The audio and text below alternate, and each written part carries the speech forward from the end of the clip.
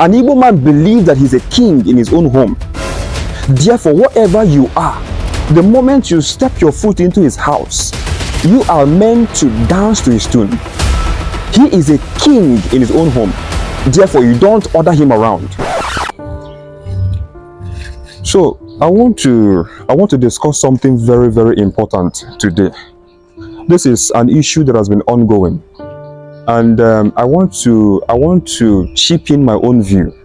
Let people understand my own view and perception on that particular issue, because a lot of persons have been saying a lot of things, and a lot of criticism has also been leveled against the person we are going to talk about in this video. But before I go into the issue that brought about this video, I want to ask a very important question. Why is it that whenever an Igbo man is in the spotlight, he tends to make rounds for the same thing that many other persons have done, and those persons have not been criticized, those persons have not been spoken to the way an Igbo man will be spoken to? I want to understand why people find it very, very difficult to accept the behavior of an Igbo man. Whenever something has to do with an Igbo man, it draws a lot of criticism. Even people who are not worthy enough to speak, are permitted to talk because an Igbo man is involved. Now, I don't mean to let me not make it look like maybe I am trying to defend the Igbo faction. Of course, that's where I belong. I believe that most of you know. But there are things that I need you to understand. The Igbo people, or the Igbo extension in Nigeria, are the most understandable ethnicity in Nigeria. Now, check around in Nigeria. There is no part of Nigeria that you will go to that you wouldn't find an Igbo man. And when you find him, he's not just there, he's as industrious as he needs to be. He is a major contributor to the growth of the economy of that particular society.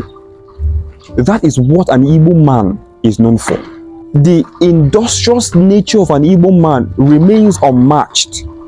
That is what the Igbo extension is known for. But the question is, or the question will always be, why is it that people always find it difficult to understand an Igbo man? Why is it that people see it as a problem, or see it as an opportunity to tackle an Igbo man whenever he's in the spotlight? I do not think it is rational. I do not think it is reasonable for you to criticize what you don't understand. In my research, I discovered that one of the major reasons why people find it easy to criticize an Igbo man is because Igbo man remains a mystery to a lot of people. Because people would always criticize what they don't understand. It is not reasonable for you to tackle what you don't get. Now, let's talk about the veteran actor, one of the greatest actors we've ever had and still have in Nollywood in Nigeria, Pete Edochie. Now, he was involved in a video. There's a trending video that has been making round where he was in a particular program, I think in a party organized by one of the celebrities or so. Now, in that gathering, there were a lot of actors, there were a lot of celebrities, there were a lot of public figures that were in that party. Now, but it was only Pete Edochie that was noticed that he did not bow to Ooni of Ife. Now, you're talking about Pete Edochie, who is a high chief in the Igbo tradition. You're talking about Pete Edochie, who is a role model, who is not just an actor, but a symbol of so many positive things in the Nigerian history. You can't talk about Igbo culture, you can't talk about Igbo history without mentioning Pete Edochie. This is a man who understands not only the tenets of Igbo culture, but he embodies this Igbo culture. He knows what he ought to do and what he's not supposed to do. Now, let me ask us this question. What if that same situation maybe had another person who is not an Igbo person? Would we be talking about it the way we have been talking about it for the past few days? Are people going to criticize that same person? Let's say that this person is from another ethnic group. Is he going to be criticized the way Pete Edochie has been criticized for a very long time? Now, let me not talk too much. Let me show you this video. Watch this video.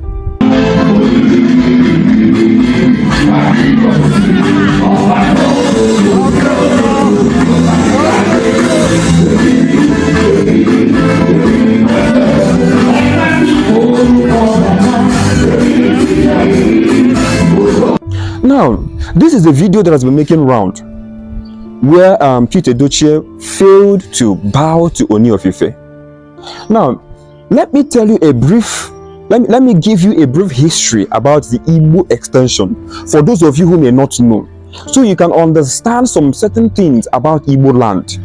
Because like I said earlier, you may find it difficult to understand some certain things. Now, if you could recall, during the time of during the pre-colonial administration, the Igbos or the Easterners were the only faction or the only extension that the whites, the British colonial masters, couldn't penetrate because of the acephalous nature of Igbo land. When I mean acephalous, I mean the non-kingship in Igbo land. Igbos don't believe in kingship. An Igbo man believes that he's a king in his own home. Therefore, whatever you are, the moment you step your foot into his house, you are meant to dance to his tune. He is a king in his own home. Therefore, you don't order him around.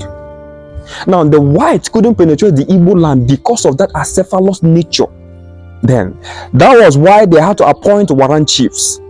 It was out of the appointment made by the whites that led to the 1929 Aba riot. The same riot that was staged by Aba women. Now, the reason why that riot was staged was because the warrant chiefs were now against the culture of the Igbo people. You don't tax an Igbo man and also tax an Igbo woman. It is not done in Igbo land. Now, but let's leave that aside. Let's look at the culture of Igbo land. There are some certain things that we may not understand until we go back to the origin of what may have led to that situation. That's why I said at the beginning of this video that before you criticize, make sure you understand the origin of that issue. The Igbos don't believe in kingship. An Igbo man sees himself as a king, not to talk of a high chief. Because the Pete Edochie that we are talking about today is a high chief. And high chiefs in Igbo land are not permitted to bow to anybody. And again, do not forget that the person that we are talking about was not in the palace of Ooni of Ife. They were in a neutral ground. Now, they came to a neutral ground, a party or a ceremony or whatever it may be. So it is not like Pete Edochie went to someone's palace and then met him on his throne and then failed to bow to him. And then we are talking about this today. We are talking about a man who is a progenitor of the Igbo culture. He's an embodiment of Igbo culture. He understands Igbo culture more than you that has been criticized and trying to use his name to be popular on the internet. I've seen a lot of videos and a lot of comments people made. People trying to get popular, people trying to get comments and likes and all they can because of this situation. Opportunities everywhere. This returns me back to that same question I asked at the beginning. Why is it that whenever an Igbo man is involved in anything whatsoever, whether peaceful or violent, it tends to escalate? Why is it that people find it difficult to accept the impact, the positive impact of an Igbo man? The only reason why we speak about this today is because Pete Edochie is an Igbo man. If he was to be from another place, maybe we wouldn't be talking about this. I want to see your opinion. I want to see your reaction to this particular issue. Please drop your comment. Also share this video. Let me hear your own comment. I'll see you next time.